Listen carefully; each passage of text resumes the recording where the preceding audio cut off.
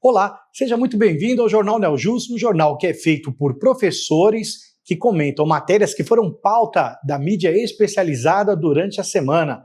E vamos então para as manchetes dessa edição. Professora Tatiana Andrade, seja bem-vinda. Qual é a nossa pauta? Olá, Cabezon. Vamos às notícias que foram destaque esta semana. STJ. Responsabilização de provedor de aplicação por conteúdo ofensivo independe de notificação judicial. Pesquisa revela que consumidores continuam muito insatisfeitos com o atendimento das empresas. STJ entende que caução ofertada como garantia de locação não é penhorável quando recai sobre imóvel considerado bem de família. STF suspende julgamento sobre violação de sigilo de celular de suspeito. Saiba como ficou o auxílio-doença e o benefício assistencial junto ao INSS nessa época de pandemia. Ministro do STJ mantém leilão de obra de Tarsila do Amaral, mas determina bloqueio do valor da venda. TST julga caso em que empresa controlava a jornada de representante pelo celular corporativo e a condena a pagar horas extras. E o professor Altran vem com o Momento Cultural. É com você, Cabezon. Muito obrigado, professora. Está no ar a nova edição do Jornal Neljus.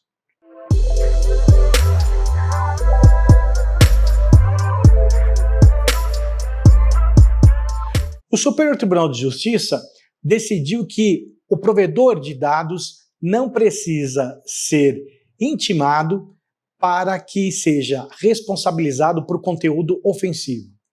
Essa situação, ela sai um pouco fora do que nós vemos no Marco Civil da Internet.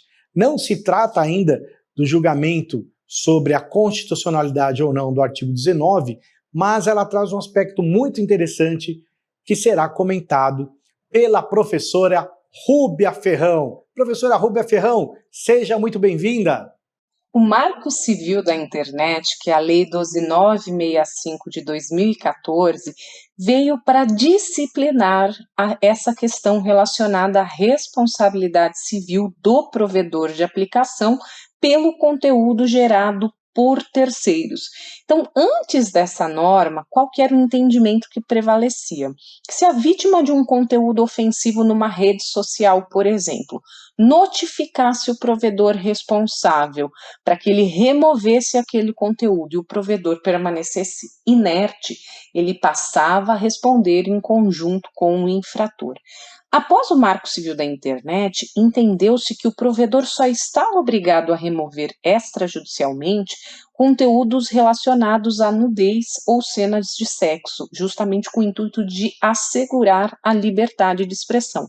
Então, se o provedor, após uma notificação judicial, deixar o conteúdo ativo na rede social, na sua aplicação, ele passa a responder em conjunto com esse terceiro infrator que deu causa. Nesse precedente que nós vimos, foi uma ação proposta antes do Marco Civil da Internet, por isso que o STJ considerou o que a gente chama de notice and takedown. Então, como houve essa notificação da vítima e o provedor não removeu extrajudicialmente, passou a responder em conjunto com o infrator por uma indenização por danos morais. Importante dizer que essa questão do artigo 19 do Marco Civil está também sob discussão da sua constitucionalidade. Vamos aguardar, e um ponto que já se definiu é que essa atividade do provedor de aplicação não é considerada uma atividade de risco, sendo certo ainda que as questões voltadas aos direitos autorais também não estão ali no âmbito do Marco Civil da Internet. Obrigado, professora. Vejo que a senhora está hoje com uma roupa que está também em sintonia com a minha gravata. Muito bem, como sempre, muito elegante. Pesquisa revela aquilo que não é muito novidade, né? Que os consumidores continuam extremamente insatisfeitos com as empresas e, sobretudo, com a questão de atendimento. Para então tratar dessa situação que é uma realidade, vamos convidar o professor José Geraldo Brito Filomeno. Salve, salve, professor! O que diz essa pesquisa para nós? Olá, amigos do canal Neljus.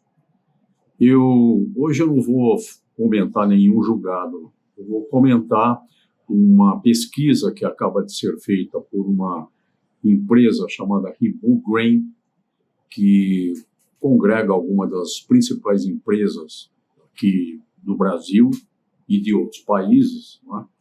E que chegou a uma conclusão que, para nós que lidamos na área de direito do consumidor, não é novidade. Aliás, é algo bastante lastimável. Isto é, que apenas 11% dos consumidores estão satisfeitos com o atendimento deles, consumidores. Essa pesquisa foi feita no universo de 2.600 consumidores, no mês agora de outubro de 2020, e veja que interessante, perguntado sobre o que os consumidores achavam mais importante sobre as empresas, esses consumidores responderam esmagadoramente, por maioria, mais do que absoluta, que 98% dos consumidores está preocupado com a qualidade dos produtos e serviços. 94%, entretanto, com o atendimento do consumidor, vejamos daqui a pouco em que áreas. Depois, 81% com as garantias dadas pelos fornecedores. E apenas 76% com o preço dos produtos e serviços. Bom, perguntados o porquê desse tão pouco contentamento com o atendimento dos consumidores, se chegou à conclusão de que os consumidores esperam ser ouvidos. Um dos 5 direitos mundiais do consumidor, elencados pelo presidente Kennedy ainda em 1962, ser ouvido com paciência, porque o consumidor é a galinha dos ovos de ouro, mas nem todas as empresas têm essa percepção, infelizmente. Elas apenas visam um lucro e poucos se estão lixando.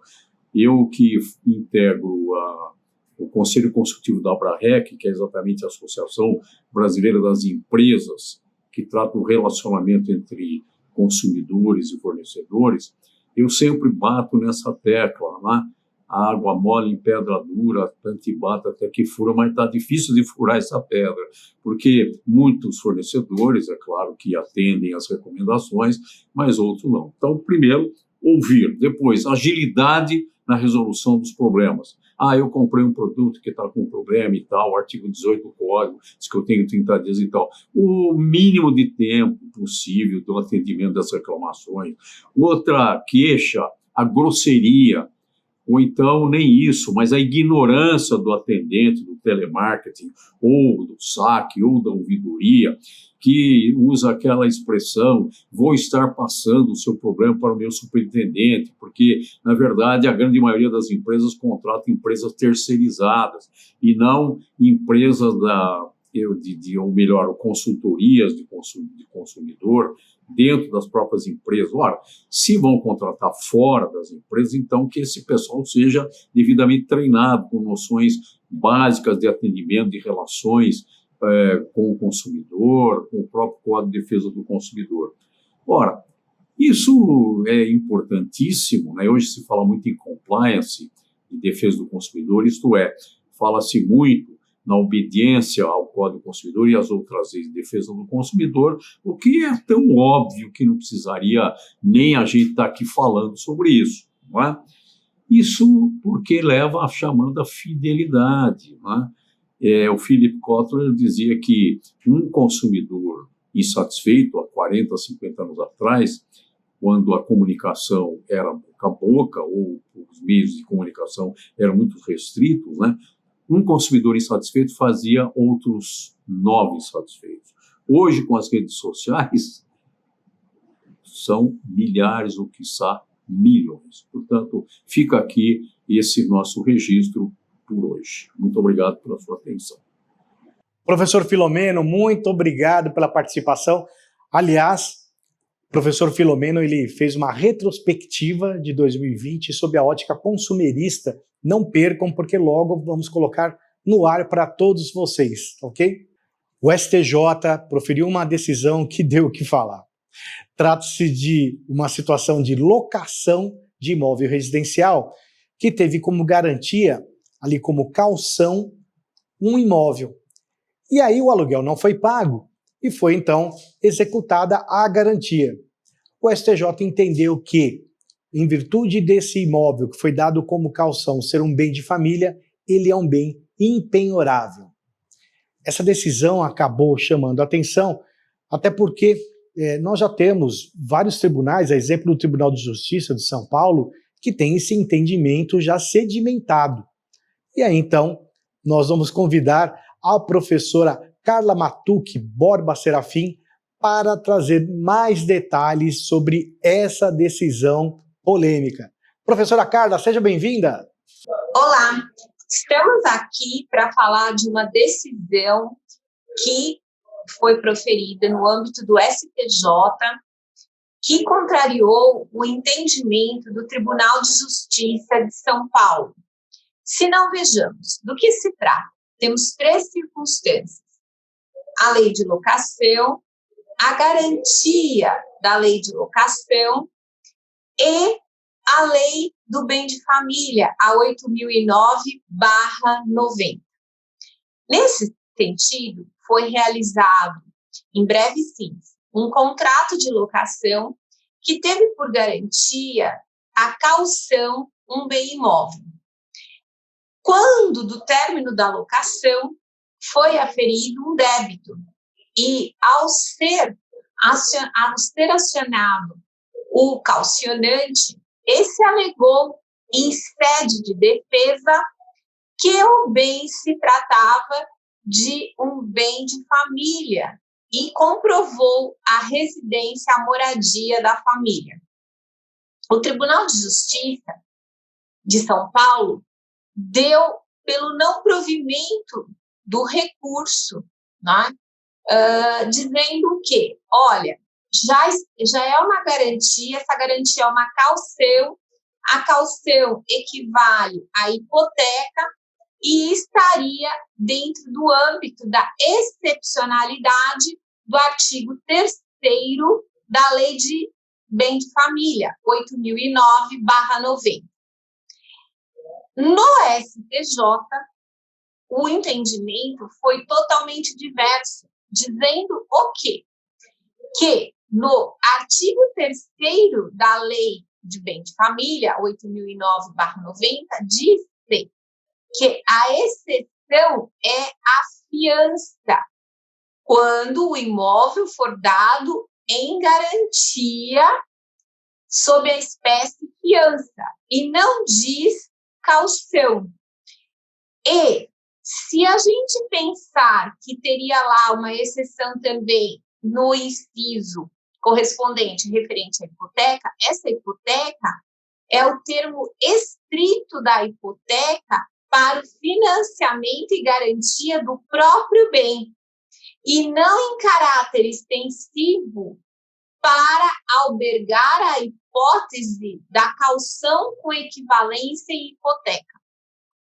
Então, em termos finais e resumidamente, o STJ entende que se eu for caucionar um bem e esse bem dado em caução da locação for um bem de família, há de prevalecer o bem de família, um atributo maior, consistente à dignidade da pessoa humana, artigo 1º, inciso 3º da Constituição Federal. É o que tínhamos. Muito obrigada. Muito obrigado, professora. O Supremo Tribunal Federal, ele suspendeu um julgamento que tratava de violação de sigilo de dados ao se consultar dados celulares de um suspeito. Para que nós possamos, então, entender melhor o porquê que foi suspenso, o que está sendo debatido, convidamos aqui o professor Euro Bento Maciel. Professor Euro, seja muito bem-vindo. Olá, amigos do Jornal Neo Jus. Olá, professor Cabeçon. É uma honra estar aqui com vocês novamente.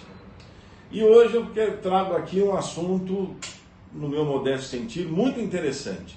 Vamos falar um pouquinho do celular apreendido na cena do crime, ou o celular apreendido com o criminoso, até preso em flagrante. O que se quer saber é o seguinte: Pode a autoridade policial, após ter apreendido esse celular, devassar o seu conteúdo, acessar as fotos, acessar os e-mails, acessar as mensagens de WhatsApp ali armazenadas, sem autorização judicial? Será que a autoridade policial tem esse poder? Esse questionamento ele é relevante à luz das garantias constitucionais do sigilo das comunicações telefônicas e também a da proteção à intimidade do cidadão. Pode a autoridade policial fazer isso? Bom, para responder esta indagação, que não é nova, diga-se de passagem, esse tema até já não é novo na jurisprudência, nós precisamos ter em mente o seguinte: não podemos confundir, de um lado, dados armazenados no celular com dados decorrentes das comunicações feitas pelo titular do celular. Por que não?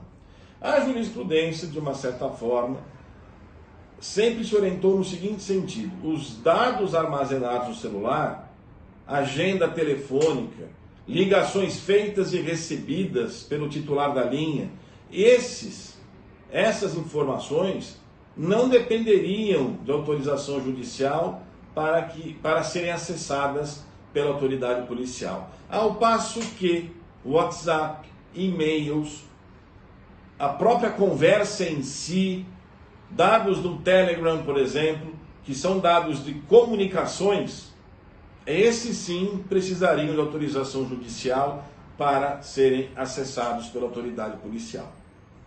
Mas a novidade que está agora em debate no Supremo diz respeito justamente à ampliação dessa ideia.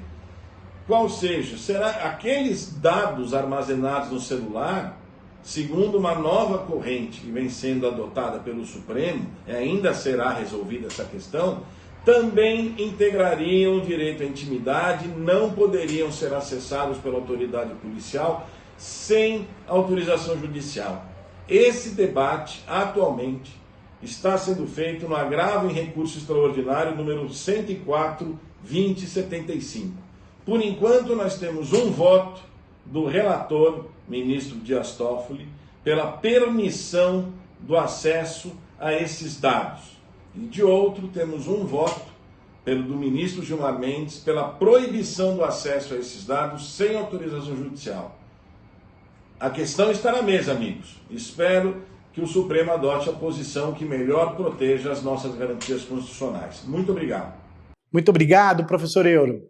E agora chegou a hora de nós tratarmos das dúvidas previdenciárias. Nessa época de pandemia, em que, sobretudo, diante dessa paralisação de concessão do auxílio emergencial, né, o auxílio é finito, ele acabou, não será mais concedido, muitas pessoas estão com dúvidas com benefícios. Uma primeira dúvida recai sobre o auxílio doença. A pessoa muitas vezes se encontra enferma e não sabe exatamente o que fazer, se terá benefício nessa época de pandemia ou não. Enfim, para comentar esse assunto e algumas outras dúvidas, nós convidamos aqui os maiores especialistas do país sobre o assunto, o professor Adilson Sanches. Professor Adilson, seja muito bem-vindo. Pois é, professor Cabeçon. Já anunciada a inexistência do auxílio emergencial, as pessoas estão muito preocupadas, né? Como vão fazer sem nenhuma renda, desempregadas, doentes? O fato é o seguinte: o auxílio emergencial não pode ser cumulado com o auxílio doença, ou se preferirem, o agora denominado auxílio por incapacidade temporária, né? De modo que quem recebia auxílio emergencial já não receberia auxílio doença. Mas se nesse meio tempo houve a existência de uma patologia, de uma incapacidade para o trabalho propriamente dita, essas pessoas, fim do auxílio emergencial, já poderão pleitear o auxílio doença e devem fazer por meio de requerimento no site do INSS, meu.inss, tá bom?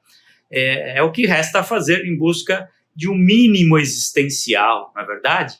Obrigação do Estado brasileiro. Professor, tem algumas pessoas que receberam o auxílio doença na época da pandemia. E esse auxílio estava sendo concedido ali na base de um salário mínimo. Só que a pessoa segurada, ela teria direito a receber, com base na lei, naquele cálculo proporcional do decimal, né, que o senhor tão bem sabe. Essas diferenças, esse benefício que foi pago a menor, serão revistos? O que a pessoa deve fazer? Você podia comentar um pouco essa situação para nós também? Essa é uma outra situação também interessante. Quem recebeu o auxílio-doença nesse tempo de pandemia, o recebeu por um valor mínimo, um salário mínimo, propriamente dito, né? E agora o INSS deve convocar essas pessoas para reavaliar o valor, já que quem tinha uma média duodecimal de salários de contribuição da base que serviu para a contribuição previdenciária, devem verificar se há diferenças a serem pagas. O governo anunciou que vai convocar as pessoas que tiverem esse direito para fazer os devidos ajustes, porque rigorosamente o auxílio-doença corresponde a uma média duodecimal, dessa média 91%. O que se recebeu durante a pandemia, o valor de um salário mínimo, foi efetuado a título de antecipação. Portanto, essas pessoas que não tiveram a média de um salário mínimo, tiveram uma média, portanto, maior que isso, têm direito da diferença.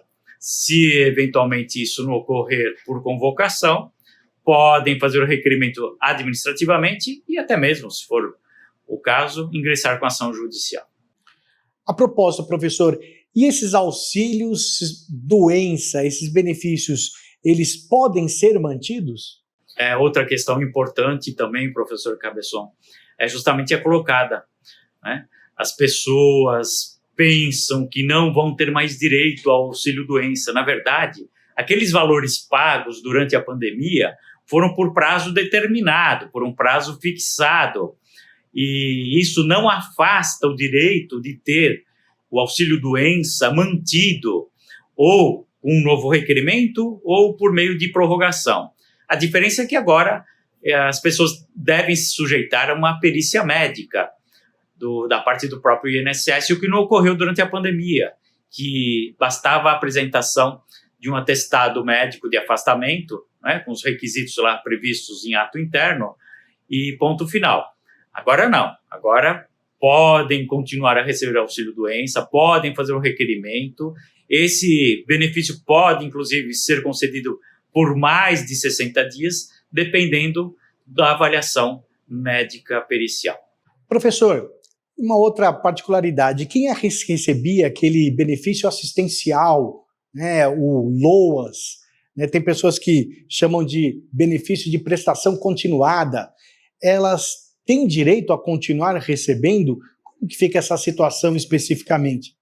Essa é uma questão interessante, porque muitas pessoas confundem o auxílio emergencial, um benefício assistencial e o auxílio-doença, né? Mas são benefícios distintos. O fato é que o auxílio emergencial não pode ser acumulado. Também deve-se registrar que muitas pessoas obtiveram benefício assistencial, o chamado LOAS, muito conhecido por LOAS, que não requer contribuição à Previdência Social. Isso também foi deferido durante a pandemia, de uma forma mais simples, se não automática, né? Passando o CadÚnico e o requerimento administrativo. Essas pessoas que obtiveram benefício assistencial, LOAS, benefício de prestação continuada, também conhecido por esse nome, elas devem manter o seu recebimento. Ele não deve cessar. Eventualmente, se isso ocorrer, cabe à pessoa fazer um requerimento administrativo perante também o site do meu INSS e, eventualmente, ingressar com ação judicial. Professor Adilson, muito obrigado pelos seus esclarecimentos, um forte abraço. O ministro do Superior Tribunal de Justiça, ele autorizou a continuidade do leilão da obra de Tarsila do Amaral, denominada Caipirinha. Entretanto, o ministro determinou que o valor da venda ficará bloqueado. Para comentar o porquê disso e o que nós estamos efetivamente tratando nessa matéria, eu convido o ilustre professor Geórgios Alexandrides. Salve, salve, professor Geórgios! Pois é, Cabezon, olha só que fato interessante. Uma obra da Tarsila do Amaral, chamada A Caipirinha, está indo a leilão. Sim, e essa questão foi muito judicializada porque, em razão de execução firmada por várias instituições financeiras, este bem foi penhorado, avaliado e agora está indo a leilão, sendo expropriado. Contudo, o filho do devedor alega ter adquirido esta obra do pai, ter comprado esta obra do pai, e promoveu, então, o manejo, a oposição de embargos de terceiro, que não teve o reconhecimento do seu direito. Aliás, em sede de apelação, o Tribunal de Justiça de São Paulo entendeu que havia uma simulação e justamente reconheceu a nulidade do negócio jurídico que havia sido entabulado por força justamente da simulação. No recurso especial manejado pelo filho do devedor, alega ofensa da súmula 195 do STJ. Contudo, esta súmula impede que, em sede de embargo terceiro, seja reconhecida a anulação do negócio jurídico por fraude contra credores. Situação diferente dos autos, como destacou o ministro Moura Ribeiro, para negar o pedido de tutela provisória para a suspensão do leilão que foi feito, por não evidenciar, no caso, a fumaça do bom direito. Claro que o relator teve o cuidado de determinar que o leilão prosseguisse, então não concedeu a tutela provisória para a suspensão do leilão, mas determinou que os valores arrecadados fruto, o produto desse leilão, seja ou fique bloqueado para que haja uma deliberação quando do julgamento do recurso especial, determinando inclusive que o leiloeiro promovesse a divulgação da pendência desse recurso especial para todos os interessados a participar do leilão, já que, é claro, na análise de mérito do caso, ainda não é possível ter certeza se o leilão terá o seu reflexo observado, ou seja, se ele realmente terá o seu resultado homologado. Então, essa é uma questão interessante a respeito de leilões, que apesar de não haver a suspensão da realização do mesmo, ele será realizado, o arrematante, ele tem a ciência de que corre o risco de ter a reversão de sua arrematação, mas os valores vão estar todos bloqueados nos autos. Aliás, destaca-se, inclusive, a comissão do leiloeiro que deve ser depositada em juízo. É isso aí, meu amigo, é isso aí, Cabezon. Olha só, queria aproveitar essa reta final do ano para agradecer a oportunidade de estar aqui no jornal Neojus, essa forma muito interessante de trazer notícias jurídicas com uma equipe muito competente, aliás, liderada por você, né, meu amigo Cabezon, você é fantástico, muito obrigado, e aproveito para desejar boas festas, bem como que 2021 seja um ano maravilhoso, muito melhor do que este que nós tivemos, infelizmente, por conta da pandemia. É isso aí, meu amigo, abraço, bora lá, bora que dá. Muito obrigado, professor. Feliz Natal para o senhor também, boas festas, é uma honra tê-lo aqui conosco. O Tribunal Superior do Trabalho, julgando uma ação em que se constatou que era entregue um celular corporativo e por meio desse celular corporativo se controlava a jornada de trabalho de representante, acabou sendo condenado a pagar horas extras. Para comentar essa matéria trabalhista, nós vamos então convidar o nosso querido professor Domingos Sávio Zainag. Salve, salve, professor Domingos! O que essa notícia traz de interessante para nós? Olá, Ricardo. Olá, amigo do jornal Neojus. Hoje eu estou fora do meu escritório. Como diz a piadinha, hoje eu estou aqui de pessoa física e não de pessoa jurídica. Bom, vamos comentar essa decisão que entendeu que o trabalhador externo tem direito ao recebimento de horas extras por conta de o seu celular, fornecido pela empresa, poder controlar a sua jornada. O artigo 62 da CLT, que diz que todos os trabalhadores devem acompanhar, ter a sua jornada anotada, e exclui gerentes, chefes, trabalhadores externos e agora os trabalhadores por teletrabalho. Esse artigo já deu muita controvérsia nos últimos 32 anos, ou seja, desde que a Constituição de 88 foi promulgada. Por quê? Porque a Constituição, ela não faz nenhuma exclusão de trabalhadores receberem por horas extraordinárias. O artigo 7º, 13 da nossa Constituição, ele fala que jornada de 8 horas, duração semanal de 44, salvo acordo ou convenção coletiva em contrário. Então, ele não exclui nenhum trabalhador de ter uma limitação de jornada. Por que isso? Porque o empregado tem direito ao descanso, tem direito ao lazer, e hoje em dia fala-se muito no direito à desconexão. Não seria lógico o trabalhador, por exemplo, que é chefe, só porque ganha mais, não ter direito a descanso. Ele vai se cansar tanto quanto o outro, talvez até mais do que um que não tem as responsabilidades que esse chefe tenha. Pois bem, quando nós falamos de trabalho externo, os trabalhadores que não... A empresa não é obrigada a pedir que eles anotem a jornada porque eles estão na rua. A empresa não tem controle. Só que, já há muitos anos, há mais de 2 décadas, quando os empregados motoristas, lá no passado, hoje tem uma outra regulamentação, mas lá no passado, nos anos 90, os motoristas de caminhão entravam com ações dizendo, olha, eu pegava a carga às 5 horas da manhã, tinha que levar lá no Rio de Janeiro e esperar descer a carga e depois voltar para São Paulo imediatamente.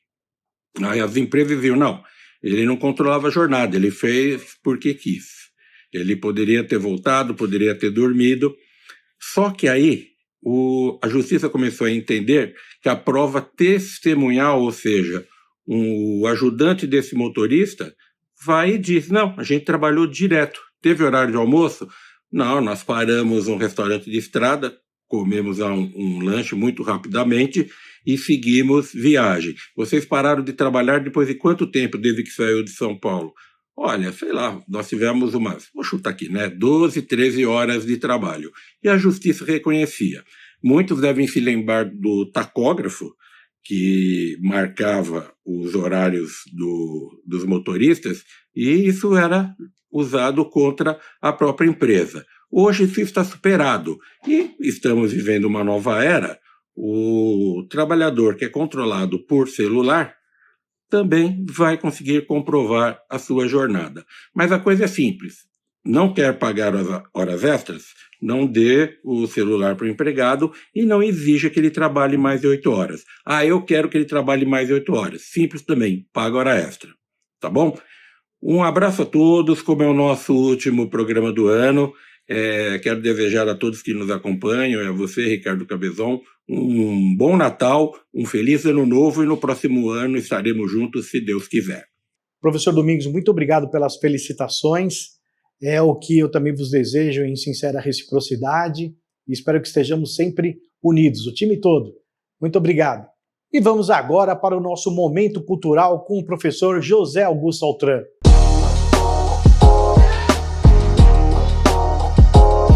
Bem, as dicas culturais dessa semana ficam por conta, a primeira, de uma exposição de instalações, são 50 instalações que vão acontecer no gramado do estádio do Pacaembu e vai anteceder o seu fechamento aí por 2 anos para a reforma e o surgimento do novo estádio e as novas instalações desse estádio tão antigo e tão cheio de recordações e lembranças aí para o público paulista e brasileiro, não é? O Pacaembu foi inaugurado para a Copa de 50, então dá para imaginar aí os seus 70 aninhos de vida.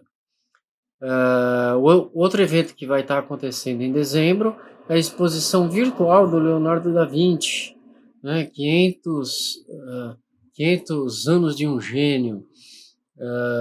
Teve presencialmente mais de 480 mil visitas e agora ela está aí disponível virtualmente para que a gente possa conhecer os engenhosos artefatos que o Leonardo bolou lá na época do Renascimento na Itália, ok? E ficar de olho na programação de 2021 da OSESP, não é? Da Sinfônica de São Paulo, que firmou uma parceria com a Filarmônica de Nova York e com a Sinfônica de Nashville. Vai comemorar esse ano de 2021 com uma programação que preenche aí o centenário do Astor Piazzolla e os 50 anos da morte do Stravinsky. Então, com uma programação toda especial, que não pôde ser realizada em 2020, mas agora em 2021 eles esperam que aconteça, ok? Bom entretenimento para todos, um grande abraço. Obrigado, professor Altran. E ficamos então com a nossa última edição do JNJ de 2020, ano que nós começamos esse projeto e que carinhosamente foi abraçado por tantos ilustres e queridos colegas de docência. Saibam que esse projeto ele é totalmente gratuito, voluntário, e a gente pede licença às vezes para entrar na sua casa, para poder entrar às vezes no momento em que você está na hora do seu horário de almoço, para bater um papo, para conversar, trazer alguma informação que a gente espera que te ajude como estudante, te ajude como colega, ou te ajude como cidadão a viver melhor, mais consciente dos seus direitos e das suas obrigações. Quero agradecer o carinho, todas as mensagens que nós recebemos durante o ano. Peço para que se inscreva no nosso canal. Mesmo agora, no recesso do jornal, nós publicaremos algumas matérias no portal NeoJus, né, que no mesmo canal do YouTube, com retrospectivas e comentários sobre algumas questões legais. Então fica aqui meu abraço, um desejo de um santo Natal, né, um desejo também muito grande de um excelente ano de 2021. Nós tivemos um ano de 2020 muito difícil, muito sofrido, e que nós possamos, em 2021, prosperar, não só financeiramente, mas em saúde, no aprimoramento do nosso espírito, né, em boas ações, que possamos cada vez mais fazer a diferença nesse mundo que é tão carente de bons profissionais, de pessoas honestas, de pessoas corretas e que auxiliem aquelas que estão sendo perseguidas, auxiliem aquelas que estão sendo injustiçadas a terem um mínimo de dignidade e de acesso à justiça. Muito obrigado, sejam muito felizes e fiquem com Deus.